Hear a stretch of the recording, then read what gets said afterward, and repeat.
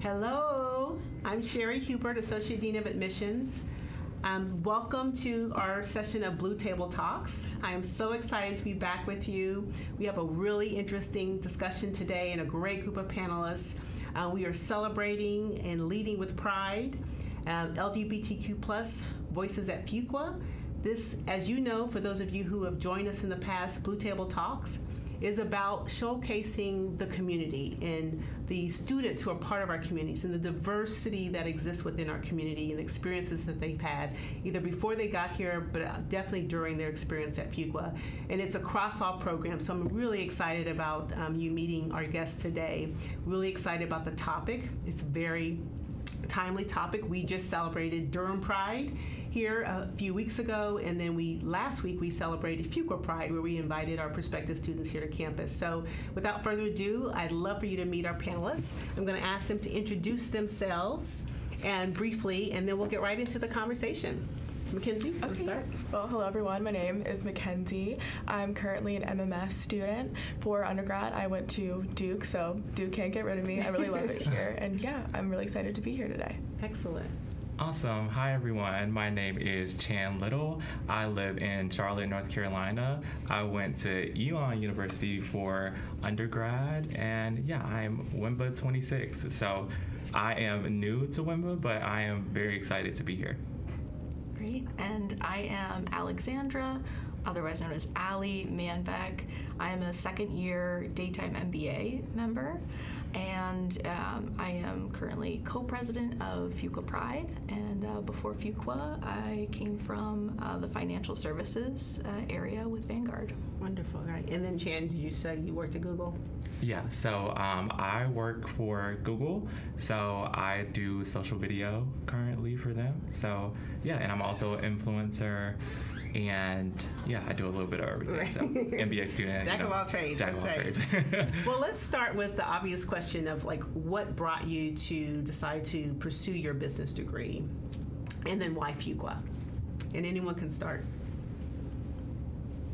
I can kick us off. Go ahead. In terms of why an MBA right now, I found that I was like deeply embedded in the financial services industry, but my undergrad was in like psychology and neuroscience. I wrote my honors thesis in neuroscience, so I felt very much like I needed that toolkit for navigating further in the financial services industry.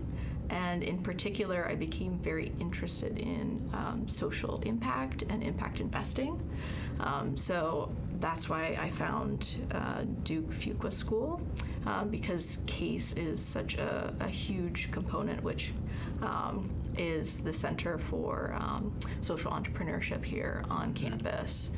So very interested in that intersection, which essentially brought me to Fuqua. Yeah.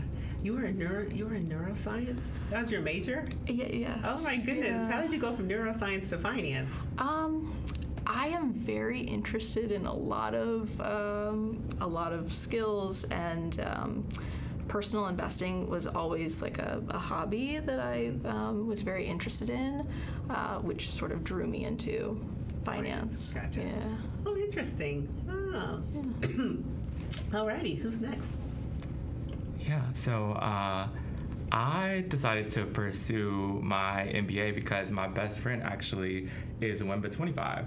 Oh, so I actively got to see someone do the program, and she absolutely loved it. I saw it elevate her life. I saw the community it brought to her life. And I think that at the space that I was at, I was completely virtual at my job. So I think I've been seeking community and also to just grow and learn and sharpen up in a lot of different ways. And I really saw how much she's grown and become more business oriented. And I have had the desire over the past couple years to, be more so about building more of a quantitative mind, because as I, wanted to grow in my career, I feel like that was the one thing that was holding me back, especially being so specialized in social media. So I think that in order to get to the next level and to challenge myself, because I am, I'm Capricorn, I love to challenge myself, I love to grow, and I felt like that this was kind of the one thing. I always kind of wanted to go back to school, but I was wrestling on when the right timing was. And I just woke up one day in February and I was like, you know what? The right time is now. So I applied on a whim and I was like, I hope I get in. If I get in, I'm definitely going.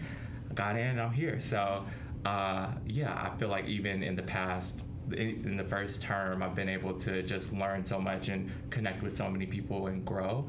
And that's exactly why I decided to do it. Mm-hmm. And a little later on, we'll talk about your ability, because you're in the executive MBA program, to literally use the skills that you're learning in the classroom the very next day. So I'm interested to hear more about that. Yeah. Mackenzie? Yeah, so I relate a lot to what you said. Also, I'm a Capricorn too. So. Yeah. But yeah, my kind of journey to business school, I consider a little bit unconventional in that I majored in like sociology and Spanish. I was really thinking like I want to go into academia, PhD, like this is going to be my life. And then kind of as like the end of senior year was approaching, I was like, I don't know if I want to do that quite yet. And then I got an email about how like Duke undergrads, they have kind of like preferential like treatment a little bit, and the admissions process for MMS. And then I was like, that's a little intriguing. And so I kind of like looked into it a little bit more, and I was like, wow, I feel like I could learn so much from being at business school, because like Chan, I didn't really have a lot of quantitative background, and I thought that would be something that could make me a lot more competitive if I did decide to kind of go the business route first before going into academia. So yeah. Well, you're referring to Duke plus Fuqua, which is the program that we have for our Duke undergraduate students or graduate students who then are interested in Fuqua. So I'm glad to hear that you found out about that program. So let's talk a little bit about identities. And I'm curious to know how much or how important is your LGBTQ plus identity, and then what other identities do you hold dear? You said we don't have to go in order, No, right? Okay. Anyone can speak up. Yeah, so I identify as gay, and this is a relatively new identity, if I'm being completely honest. I came out 6 years ago, so I was not out during my undergrad experience. So I think that really impacted my whole experience, because I didn't feel like I went through my first collegiate experience as my authentic self, whereas now I really do feel like I can bring my full self to Fuqua.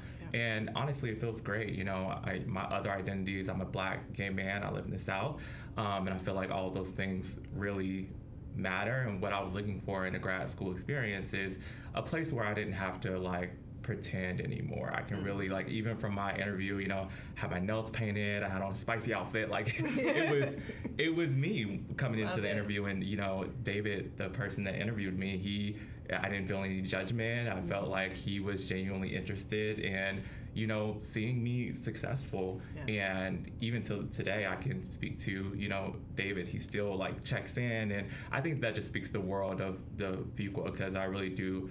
People say you can bring your full self into a space, but I've truly seen it even from the interview process to now. So yeah, that's just a little bit about my identity. I wonder, and do you feel like it's similarly, you can bring your authentic self to work? I know that you work remotely, but again, in the spaces where you are interacting with colleagues. Yeah, I do think that I can bring my authentic self to work as well. I think that a few years ago, especially when I became confident in my queer identity, I made a vow to myself that no matter where I stepped into, it had to be authentically me, because I felt like my whole life I had pretended to be someone else, or lived my life to please other people. And I feel like I really started to find a lot of success, personal success and also professional success, when I started to live authentically. And now I preach that. So yeah, love that. What about Alex or Mackenzie? Yeah, I identify as a bi woman. So I'll say like very similar to your story in terms of I am like newly out within the community. So navigating that has been like very interesting. And I knew going into business schools, like I wasn't out in like the corporate environment before, but I knew that whenever I went into an MBA program, I wanted a space where I could be openly out and make that transition. So that's really what pulled me into Fuqua as well, like talking with some of the students who were from Fuqua Pride and like being able to express all points of my identity. Yeah, that's like really amazing for both of y'all. I identify as a biracial, bisexual woman. I've kind of struggled with my identities a good bit throughout my life, as I'm adopted and my adoptive family is white. So like, you know, initially, like for the first, 10 or so years of my life, like the race thing was kind of a lot to deal with. And then I also around high school kind of realized that I was bisexual, and I was like, oh gosh, now I have another thing to kind of like contend with. But I would say I really started to become more like confident and like my sexual identity in college, and I like even like I came out last year like to my parents and like started dating a woman.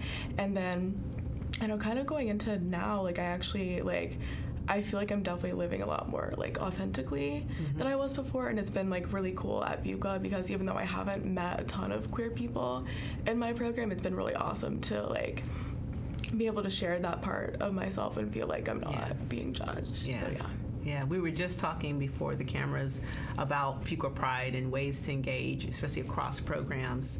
I'm curious, what are some other ways, either at Fuqua or within the context of your careers, have you found community? And then what are we doing well here, and what are areas of opportunity to continue to make sure that there's people are feeling that they can bring their true authentic selves? Any thoughts or examples? I can say, at least for me, I'd always sort of sat as like an ally within the spaces before I was openly out. But I will say, at least here within like the Duke community and the Durham community, I have really embraced a lot of the programming that the CSGD, which is the Center for Sexuality and Gender Diversity, which is a service here on campus. They host so many activities, and I got really involved in a book club that they hosted that was like all focused on LGBTQ characters and or authors and exploring that through the book club. So that has been like one of my favorite little mini communities that we've built here. Oh, that's great. How did you find it? Because it's a Duke University community. Yes, yeah. So I follow a lot of the activities that the CSGD posts online.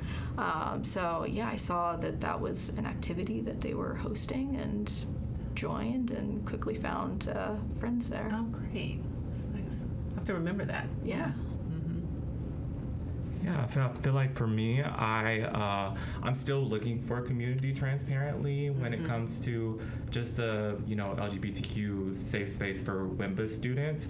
But I will say that, kind of like I said earlier, everybody is so open and accepting and makes you feel like you could be your true and authentic self. So whenever I am meeting people, I'm like, hey, like, my name's Jan, I have a husband. Like, I put it out there just to kind of see how people respond. And of course, it's usually a positive response. And or people are like, oh, well, I have a husband too. And like, it's cool to be able to make those authentic connections, going into a space where you feel comfortable to kind of share about your personal life. And, professionally, I still feel like I uniquely have the same challenge of trying to find community, but I am actively seeking it. I followed the Fuqua Pride Instagram page, and they immediately followed me back, so I like felt special during that. So it's like the small things that I truly appreciate, because I do feel like I can bring my whole self into a space and connect with people authentically, even though I'm not formally involved with like the organization or anything like that. Right. Okay. Yeah. What about in terms of is there ways in which you've sought out professional opportunities? We just talked about Ramba. Maybe you can talk a little bit about that. Professional opportunities that either support kind of that your identity as LGBTQ plus, or that just in general some of your other identities. How have you sought out those kinds of professional development opportunities, and what exists for individuals who again want to find community in the LGBTQ plus space? Yeah. I can start with the Ramba conversation, and then we can launch from there. So RAMBA is basically the national MBA conference for LGBTQ plus students. And this year it was hosted out in LA. And this was actually my first year being able to go, because last year I had a wedding that I was attending.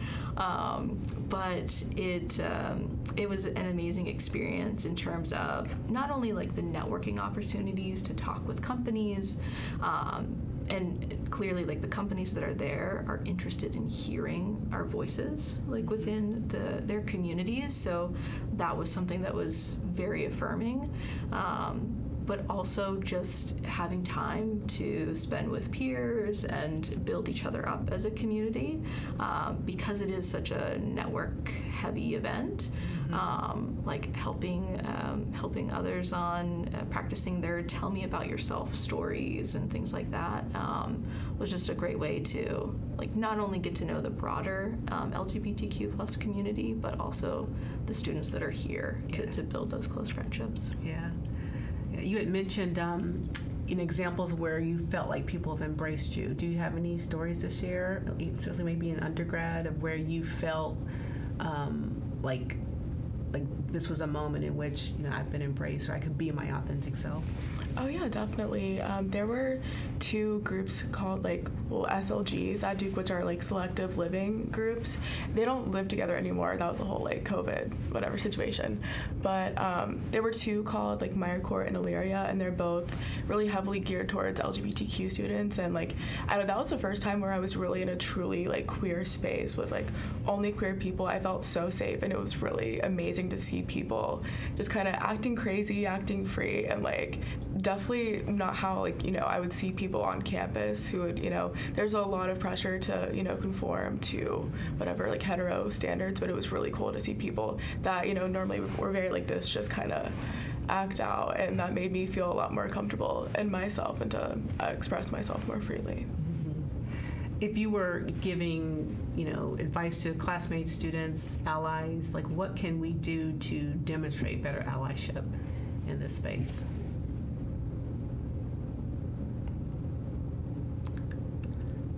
I think just not assuming straightness. Yeah. I think that there are times where people will just naturally ask like, oh, if you're married, they'll be like, oh, well, like, where'd you meet your wife, and things of that sort. So it's just like not assuming everybody that you meet is straight, I guess, is the best way to be an ally, in my opinion. And also, just being open-minded. I think that we can all kind of like challenge ourselves to unlearn our different biases against other groups of people, because you could be gay in so many different ways. It's not like a one-size-fits-all thing. So it's just try not to generalize as much as possible. Anything else? Definitely. I feel like as well, one of the things that we talked about, so we just hosted our National Coming Out Day panel. Okay. And one of the themes that I definitely heard was just to show up for us.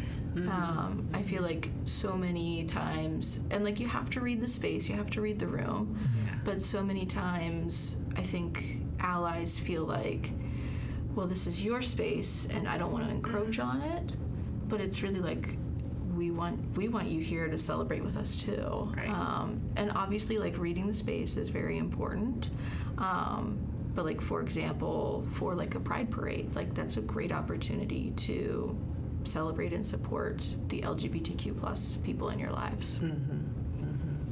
Yeah, I mean, so it's interesting because I identify as a Black woman, and it's very obvious, the identities that I hold, but it's not necessarily always obvious, the identities in terms of LGBTQ plus. And so I do feel like, I think you're right, people aren't always aware of their heteronormative kind of biases that they portray. When you think about your journey to business school and you were an applicant, did you face any imposter syndrome? If so, what was the origin? It may not have been as a result of your identity in terms of LGBTQ+, but it could have been some other imposter syndrome that you may have been facing. Can you talk a little bit about that with the audience, and how did you overcome it? What advice would you have for applicants? I definitely felt a lot of imposter syndrome. I was like, as I was applying, I was like, what am I doing applying for this? Like, this is not me. I'm a social media guy. But then I started to think, why couldn't it be me, you know? Mm-hmm. I always have prided myself on loving education and wanting to continue my education. I even hope that there's some school left for me after this. Mm-hmm. So it's just like giving myself the chance to grow, and not being, because I feel like sometimes you can be your own worst critic. Yeah. And even, successfully completing the program for one term, I have impressed myself with just knowing that I can do it. Like, all of the doubts that I had coming into it are now done, because I've done it for a semester, and I was able to get through all my classes and make friends, and all of the fears that I had that I was going to come here and nobody was going to like me and all these things, or I was going to pass, or all of that quickly was not a reality once I saw that I could do it. So now I just kind of have gotten the experience. I'm moving in confidence. So I feel like my biggest piece of advice for anybody that's, facing imposter syndrome is like, I had never taken an accounting class in my life. Mm-hmm. And I, transparently, the last math class I took before WIMBA was 10 years ago, and I had so much fear going into it that I just would not meet the bar. And I feel like there's so much support from, one-on-ones that you can do with your professors, to the team environments where it's like you really have multiple opportunities to learn, and also connect with people that are willing to help you. So you're not alone, and I think that's the beautiful thing about Fuqua. Right. I was gonna say, I'll double tap on the whole like you are your worst critic kind of mentality. Growing up in like a very rural environment, there weren't many women that were going off to get their MBAs. So that was something like growing up, most of the women that I saw were in the medical space as nurses and doctors, or in the education space as teachers.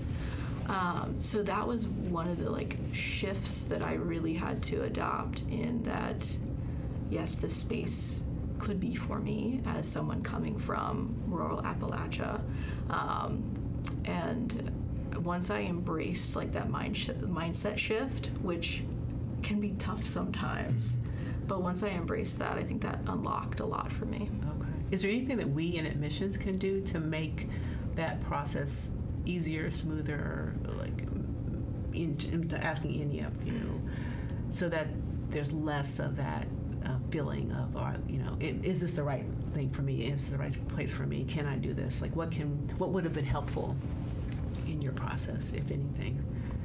I think maybe more like representation of like different kinds of students with like different sorts of backgrounds, because I think for me, I felt very like in over my head when I was applying, because like also I'm like first gen, like me getting through college was just kind of like a crazy feat on its own, and then like thinking about grad school after that, I was like, I feel like I'm making such a huge step. So maybe like having more like programming geared towards like first gen students, and then also like students who maybe like didn't study like business or like finance, and who were just kind of encountering this material for the first time, but would still like love to learn. Yeah, we actually have, we're so fortunate now to have a club called the Low Income First Generation, so Life Club, and it's just wonderful, because I was also first generation college, and so if you haven't taken advantage of that club yet, I would highly recommend it, because they do wonderful programming. Again, it's like a community of folks to support each other as well. Mm-hmm. I think one thing that Fuqua does really well is like having opportunities to come to campus, because I felt like interacting with schools virtually, it helps, but like actually stepping foot on campus, seeing interactions between students in their natural environment, was something that really helped me decide that like Fuqua is a space that I wanted to be a part of.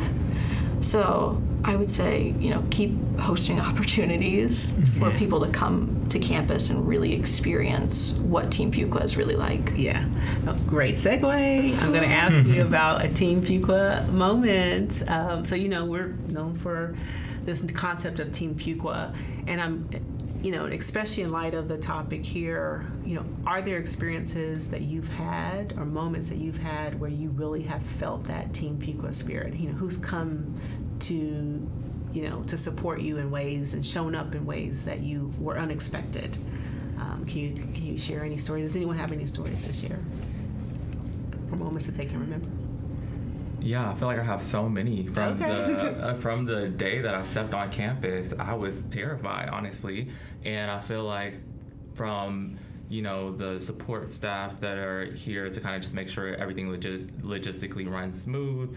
I think that takes off a lot of anxieties, because any questions I have, I know who I can go to from the start, and also just having the team that I am almost dependent on to complete assignments and also to just co-learn from.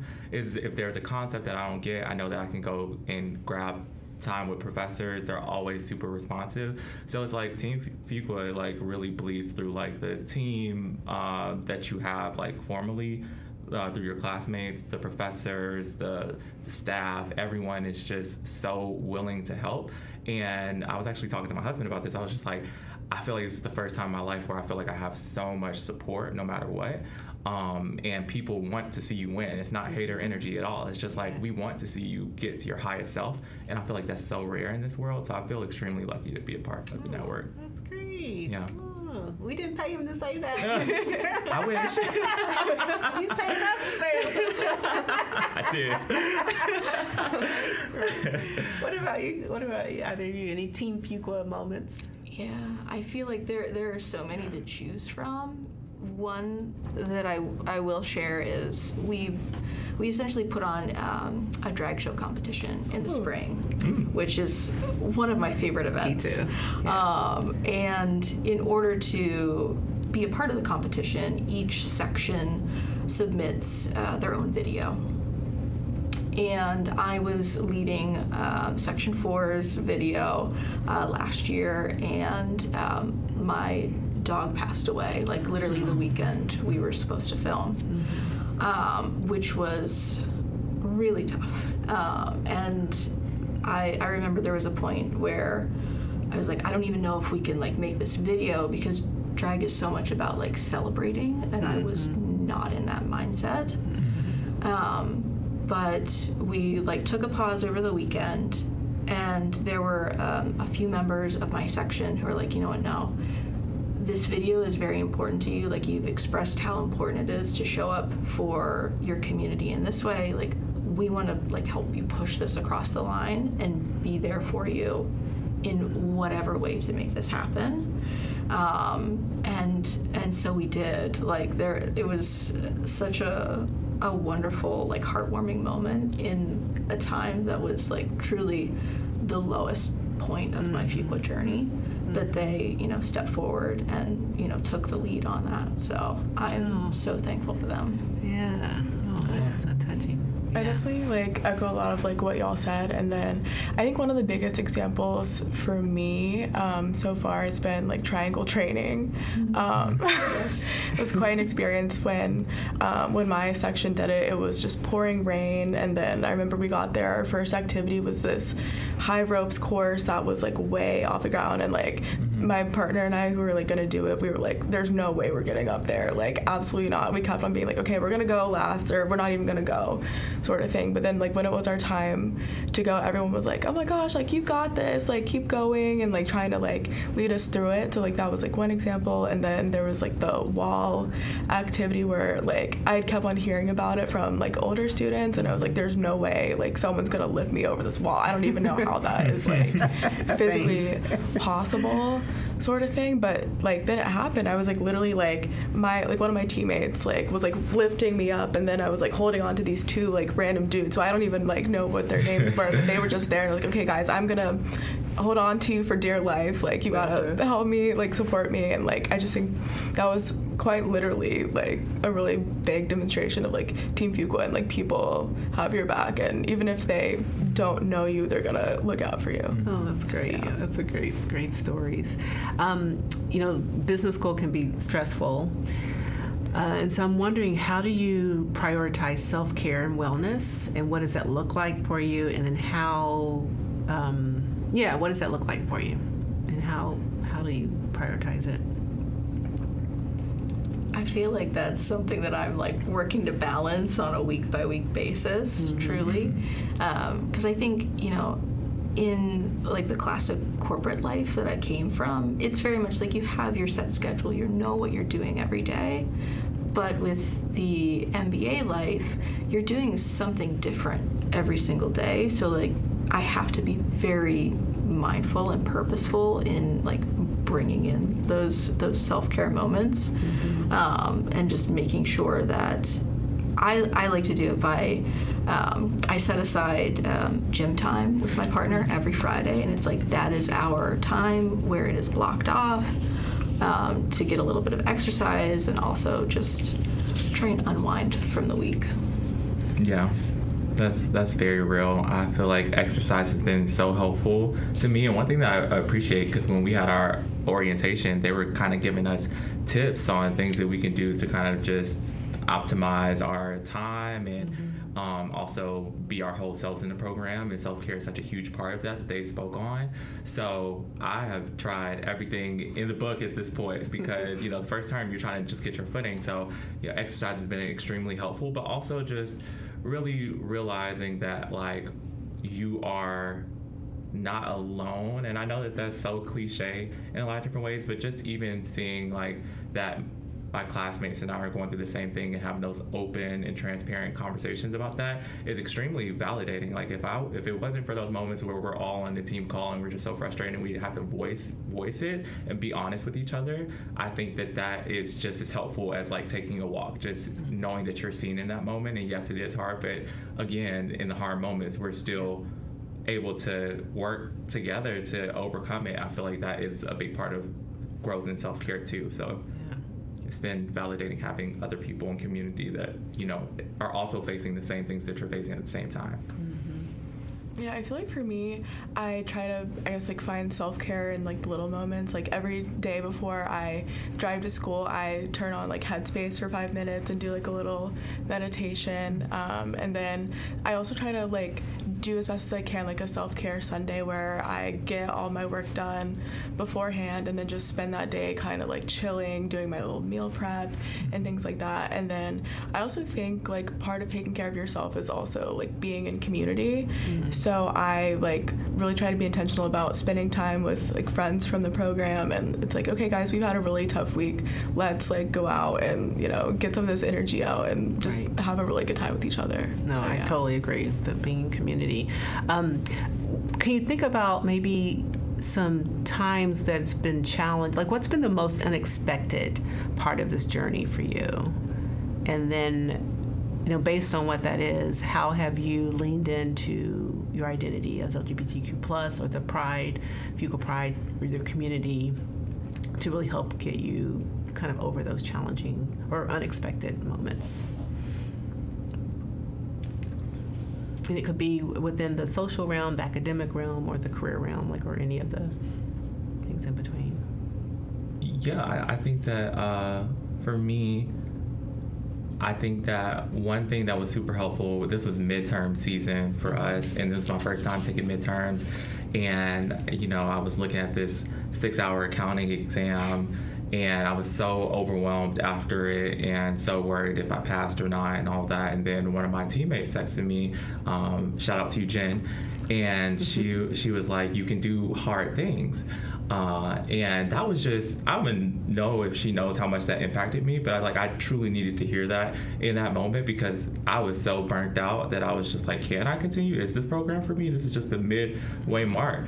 And just receiving, again, Team Fuqua, like receiving that external validation from someone who saw the good in me was extremely validating, and it took me back to me having that fear of coming out to my mom and like not knowing if I was going to be able to do it, not knowing if I was ever going to be my authentic self, because coming out is such a huge feat. It seems like it's an impossible thing to do, especially from somebody that is, was living in the South as somebody that was a religious, man. Like it was a hard thing to overcome. So if I did that, I know I can do anything that I put my mind to. So that's kind of how I look at it. It's like I came out, and that was the hardest thing I've ever done in my life. So if I can do that, I can do accounting. Yeah. Putting it in perspective. Yeah. Do you all feel that same way? Like, was coming out some of the hardest things you've done so far in your life? I would say it's definitely one of the hardest, for sure. Yeah. And I think so often, the journey of being someone who is part of the LGBTQ community, like we have so much like resilience that becomes associated with like our community and our coming out stories. And I think sometimes too, the resilience is wonderful. And I think that's part of what has helped me so much to get through those accounting moments where I was literally like crying on the floor and trying to figure it out. We've all been there. Yeah, absolutely. So like the resilience gets you through. But I really just love the aspect of joy that also comes from our community. And I think that is sort of like, the resilience gets you through the hard times, but then like that joy is what's like the cherry on top at the end of the experience. Yeah, that's nice. We have a couple of questions. Well, before we move into the questions from the audience, I'd be curious in terms of like your classes that you've taken. You've talked about accounting a little bit, the harder classes. What about favorite classes so far, or experiences that you've had from a career perspective? We haven't talked a lot about your professional career journey, which is, I'm sure, a big part of why you're embarking on this too. Can we talk a little bit about what your aspirations are with the degree, what you're hoping to do, and how have you leveraged the resources, or have you leveraged any resources at Fuqua to help you on that career journey? And they could be resources, could be networks, could be other classmates, could be our career center. We have a wonderful career center. Maybe talk a little bit about what those resources are that are available to you. I can kick us off, and then I'd love to hear from you all. I was very intentional in like choosing Fuqua in terms of the CASE program, because in terms of like not only like the actual in-class experiences that are offered, I took Kathy Clark's social entrepreneurship class last spring.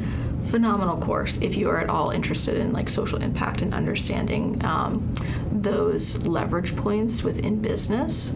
But then also there is a Case I3 program where you get actual experiential learning in consulting for an impact in investing team or working for the student fund that we have on campus. So I got to work with the student fund last year, and I'm very excited to lead a consulting project this year. And I think that has really helped really solidify that I truly want to go into impact investing after I graduate at Fuqua. Great. Yeah, I think for me, my favorite class for my first term was definitely the leadership ethics and organization class, because I definitely got to apply what I was learning in that class pretty directly, especially me doing WIMPA. I'm still doing I still have a full-time career outside of this. And I mentioned earlier that I am a content creator, and a big part of me creating content is negotiating contracts with brands. Like I just had a deal with like CVS and Walmart through sponsored posts, and I didn't have a lot of confidence in negotiations before I did the program. If anything, I kind of was just like throwing numbers into the wind and just hoping for the best. And now I have a really effective strategy on like how to get more money through those deals, and I learned that in my Leo class. And I remember we did this, and this was my favorite day of the program thus far. Is like we did this active negotiation where we had a case and we went out in the hallway with one of your classmates, and you got to kind of like negotiate from both sides. And what I learned from that has helped me so much in my creator career, because I am my own manager right now. So I think now I have a very effective strategy that's going to help me make more money, which is what a lot of people want to do in the MBA program, is make more money. So oh, that's cool. Yeah. You also saying your husband also is interested in some opportunities, and that what you'll be in a position to help with that too. Yeah. So a big part of the brand that I have is so I'm a LGBTQ lifestyle content creator, and a big part of my social media presence is my husband. He's a chef, and we went to open up a restaurant one day. So one of his goals is to be able to, have pop-ups and things like that. And we're actually having our first event in November. So now I feel like I'm putting together like this plan. I'm running the finances, and like financial accounting is like helpful when it comes to things like that too. So I feel like now I just have like a toolkit of resources that I can use in my brain that, I don't have to outsource, financial projections or anything like that. I can kind of spearhead that myself, and that's something I was not able to do before. Oh wow! Yeah. Is the event going to be local here in Durham? It's going to be in Charlotte, so if you want to make a little drive. That's awesome. Yeah. So. Yeah, wonderful. What about you? What are you interested in? You said marketing. Yeah, I would say for me in terms of favorite classes, though, my favorite class by far has been business communication. I had that with Dr. Hemphill. Shout out to her. Love her. She's so amazing. I think before I took that class, I felt very insecure about like my ability to kind of like captivate an audience and to speak with confidence in front of a lot of people, and well, not even just a lot of people, but also like in interview settings where there's a lot of pressure. And every day she would give us scenarios, and we would have to come up with some sort of skit or like whatever on the spot, and then just perform it in front of the entire class. And initially I was like, this is my biggest nightmare. I hate this. Like, this sucks. But the more that we did it, the more I felt kind of comfortable. And then I think that'll, like, once I start kind of recruiting and things, that'll help me a lot in terms of thinking about how to answer things on the fly and how to project confidence. So I really thank her a lot for that. Oh, that's great. Yeah. I mean, I think they give business communications too, right? Yeah. Yes. Such a useful skill. So practical, right? Absolutely. Yeah. Covers presentations and, verbal presentations, but also like developing decks and slides decks and things like that too, right? Yeah. Were you going to say something? I loved the communications class as well. I feel like, at least within the MBA curriculum, you have all of like the heavy quant classes, like accounting, economics, and then you have like the breath of fresh air with the communications, which I love, because it helps. I feel like the people that really shown in like their quant skills could learn from those who really were bringing all of like the qualitative and the presentation skills. So it was great to see that sort of learning experience from like peer mentorship perspective. Right. I agree with you completely. Yeah. Wonderful. Well, I have a couple of we have some audience questions, and I think that we're going to put some of those questions up so that you out in the audience can actually see them. But the first question is, how has leaning into your identity helped you become a more effective leader, and what role has Fuqua had in uplifting leaders in their student community? Anybody can take that. Maybe the first part might be a little easier in terms of, how has leaning into your identity helped you become a more effective leader? I feel like you've mentioned authenticity, and I feel like that authenticity piece is huge in being able to create like spaces where people can be vulnerable. If you show up with that authenticity and you are like courageous and vulnerable with people, I feel like it helps unlock so much in terms of like what we can be doing more for one another. So that has been like one of my biggest learnings through like leaning into my identity, and also in terms of like advocating for others, because we do a lot of partnership type events with other clubs on campus, and also even within the LGBTQ plus community, there are so many varied experiences. So like that was one of the things we found, that we had an individual who identifies as asexual who approached us and felt like, I really don't feel seen right now in this community. Like, what can we do more? Mm-hmm. And we're working now to build out a workshop to discuss ace identities.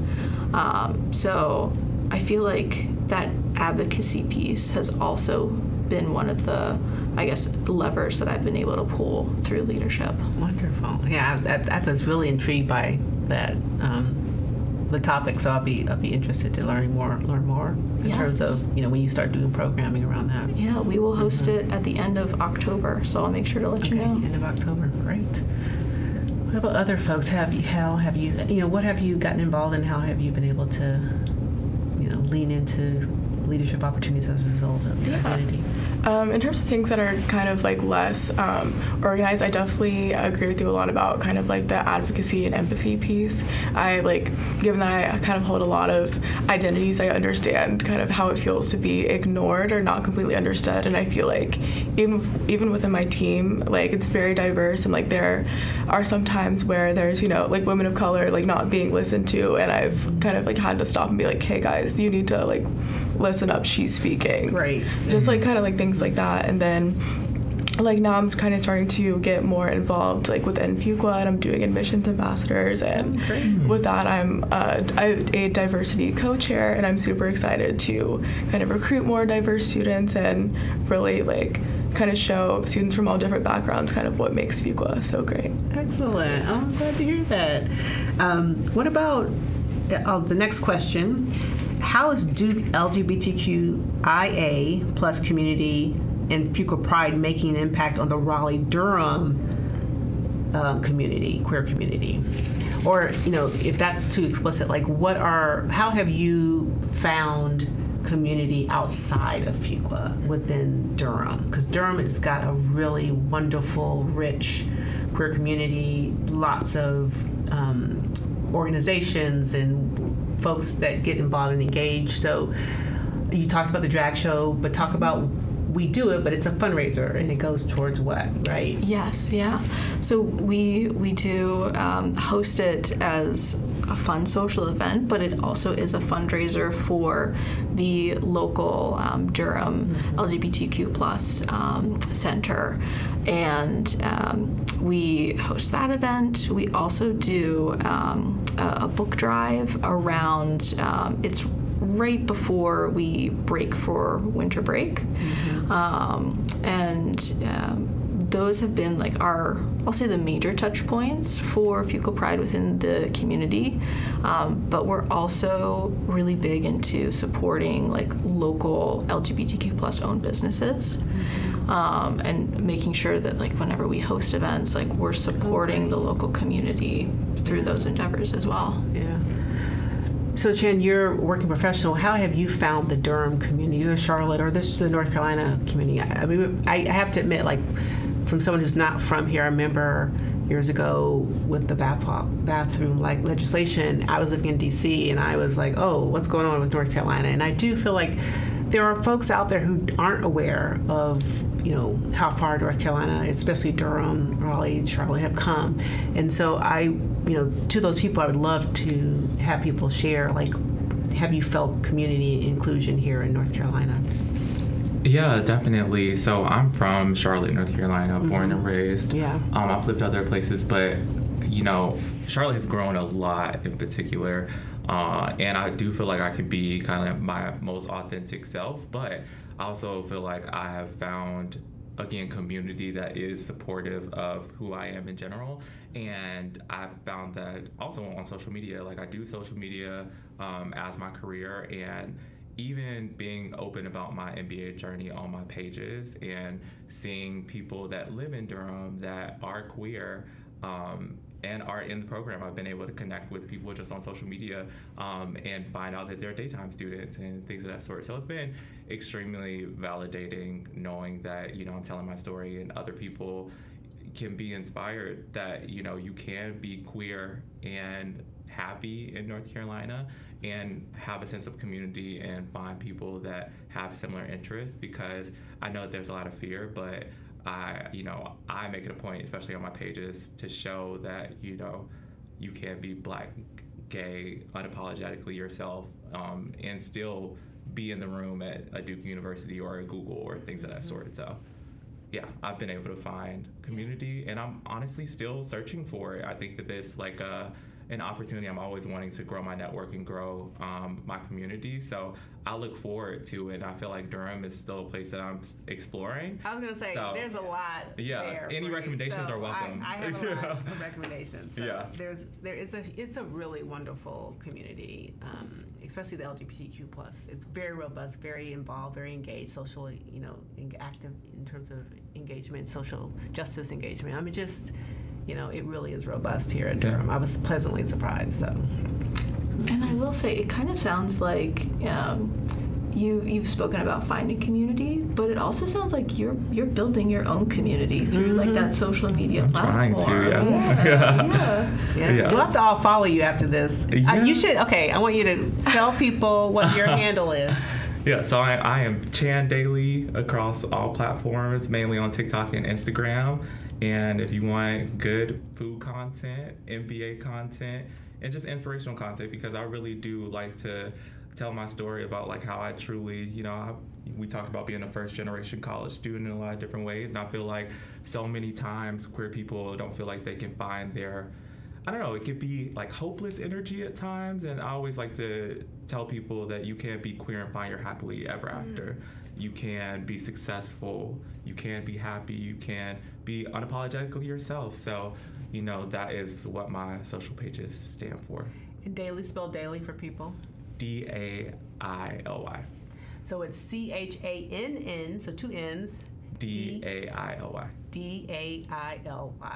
All righty. I'm following. Yeah, I'm following too. Thank y'all. All right, the last question is, are there any joint initiatives between Fuqua Pride and other diversity clubs that promote intersectional inclusion at Fuqua? Yes. Yeah. So in terms of, I'll say like one of our like standard classic events is we always host sort of a social for our community and DAFA members, which is like the local, The Duke Association, Armed Forces Association. Armed Forces, thank you, yes. So we host that every year. I went last year. It was a great time. We went to like Pony Source in the local community and just really got a chance to talk about our communities and connect. We also are looking into hosting an event with AWIP, which is for women in business. We're still planning out what we want to do there, but we've talked about doing something that's like exercise-based that could be a fun way to get a little bit of the self-care side in, as well as some of the, like that community building with our group. So those are some items that are potentially on the agenda for the next couple of months. Excellent. I'm going to ask each of you, so what's a day in the life like for you? I'm going to start with you, Mackenzie. Okay. So for those out there who are interested in any of our one-year specialized master's programs but are curious about what the day looks like, how do you spend your day? Yeah, so it kind of depends on the day. But and also it kind of depends like what like section you're in for like MMS versus MQM. I'm in section B, so my Mondays and Thursdays I'm at school from 10:30 to 4, and then after that I kind of go home, take my 2-hour nap, obligatory, and then make dinner and then just kind of work. But then Tuesdays and Fridays are a lot more free. I have class until 12:45, so kind of after that I go home again, take a 2-hour nap, of course, and then do a little bit of work, and then I normally hang out with my friends. And then Wednesdays are kind of like team meeting days or just like relaxed days, kind of tie up any like loose ends or like kind of working ahead days as well. Okay, great. You get your sleep in. You get your siestas in. Yeah. I like that. Self-care. It's important. It's You important. prioritize self-care. I I need to get more like you, honestly. What about you? What's a typical day like? Like Or week, maybe week. Cause yeah. I feel like so I'll describe this week since it's a residency week. So I feel like I usually, and this is before residency, so at home, I'm usually working from home. I'll wake up around 6:30 and get in a quick workout, and then I'll do a bit of some morning reading, because I feel like one thing about, getting your MBA, there's always some reading you can be doing. So I try to find pockets where it just kind of makes the most sense. So mornings when I get a lot of reading done, and late at night is when I get a lot of reading done. And we usually have team meetings on Tuesdays, which are usually an hour and a half. And then I'm usually doing something every day for school, whether it's like administrative tasks or just catching up on reading or doing assignments. And then residency weekends usually happen once a month. And those are the bread and butter of the program for me. Like, that's when I have the best times, and those are early starts. We usually have class at 8 a.m. and we have class all the way throughout the day up until like 5:30. Lunch in between, of course, nice breaks with great snacks in the break room, and it's great to just like connect with people during the breaks and everything. And then we'll have the social events, dinners, speakers that come in. It's really like a lot of things to do. I feel like when I get home on Sundays, I'm like, all right, no social interaction for like the next 24 hours. But honestly, it's a lot of fun if you like fast-paced life. And I don't like to be bored, so I feel like this is giving me the resurgence of energy that I needed for sure. And then your Saturday classes at every Saturday, every other. Yeah, and then the Saturday hybrid classes, which usually last from like 10 to 5. So. Okay. Is that every Saturday or every other Saturday? Every other Saturday. Yeah, every other Saturday. All right. What about your typical day? Yeah, I'll say I'll give a week's view, because at least in my second year, you're choosing a lot of electives. So I've pretty much stacked my days where I'm in class pretty much all day, Monday and Thursday. But then Tuesday, Wednesday, and Friday, I'm operating on like leadership mode for all the different clubs that I'm involved with. So a lot of that is like planning events, actually attending the events, and that has been, it's been a lot of fun, but also has been really helpful in like helping me flex some time management skills to get everything accomplished, because I feel like Fuqua truly is very student run in our activities, and I think if we want to see an event happen, like we're making it happen. So that has been where a lot of like my time and energy goes on the days when I'm not in class. Yeah. Alrighty. Well, guess what? We've come to the end. I can't believe it. Time has really flown. Yeah, we're like over time. Yeah, exactly. Maybe one last parting word to our prospective students out there? Any parting advice that you would share with them? I'm going to ask each of you to think of something. I'll maybe kick us off, if that's all right.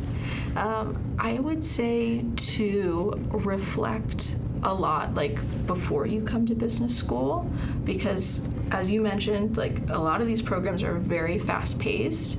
So I think coming into a program, knowing yourself, knowing what your like North Star on your compass is really going to be helpful when things get busy and chaotic, and you need to have that North Star. Yeah, you don't fall into the FOMO. Exactly. Yes. Yeah, exactly. Who's next? Yeah, so I think that for me, my biggest piece of advice is don't let yourself hold you back. I feel like you could do hard things. Like, I needed to hear that in that moment, but even beforehand, it's just like you're gonna have these moments where you think, is this the right move for me? Because I don't know if I can do it or not. And I'm telling you, if I could do it, you could do it. So, there's a lot of support, and you are not alone in your journey. You're going to hear a lot about Team Fuqua, and you're going to be like, oh, are they really telling the truth when it comes to that? And I wouldn't sit up here and lie to y'all. Like, it's really a real thing, and it's so much support. And the person that I was coming into this program, and this is just one term, I'm a completely different person now. I feel like I'm able to manage my time a lot better. And people around me have noticed. People are like, oh, well, you have, like my boss was like, oh, you run this meeting more effectively now, and you are able to I'm able to get so much stuff done because I have to. Right. And so I've been able to really figure out a newer version of myself, a more elevated version of myself by being in this program. And that's exactly what I was hoping to do. Excellent. So you could do it too. Love it. Take us home, Mackenzie. Oh my gosh, a lot of pressure. I feel like kind of going off of that though, I feel like kind of throw the whole like being a perfectionist thing out the window. That's been something that's kind of plagued me like my entire life. And while that has kind of served me well up until this point, I think business school has been different and that it's been completely outside of my wheelhouse. And initially I was like, okay, I'm not really doing great on accounting. Like, oh my God, I'm not meant to be here. But I think just kind of realizing that it's okay to not be perfect, and like as long as you're trying, you're still gonna grow and get to where you want to go. So, and one of my best, I love that. One of my favorite quotes is, "Success is a journey, not a destination." And so we all have our different paths to get to where we're going, and there's no one right path, one right way. So, well, thank you. Oh my God, this has been so fun. And thank all of you for joining us. And I hope you've enjoyed the conversation as much as I have and found it really enlightening. So join us next week, or next month, or 2 months from now, actually January 29th, 2025. So wow, from now. But please come back. The next table talk will be Hidden Talents, Unlocking Potential in Non-Traditional Business Students. And that's going to be Wednesday, January 29th of 2025. I wish you all the best of luck in the remaining Thank you. Thank you so much. parts of your programs. Please, let's all stay in touch, share information with each other. We're going to be following you, and we look forward to getting an invitation to that event. Oh, absolutely. Yes, absolutely. Yes. Thanks, everyone. Thanks for joining us. I hope that you are well out there. Be good to each other, and join us again. Take care. Bye-bye. Bye, everyone. Bye.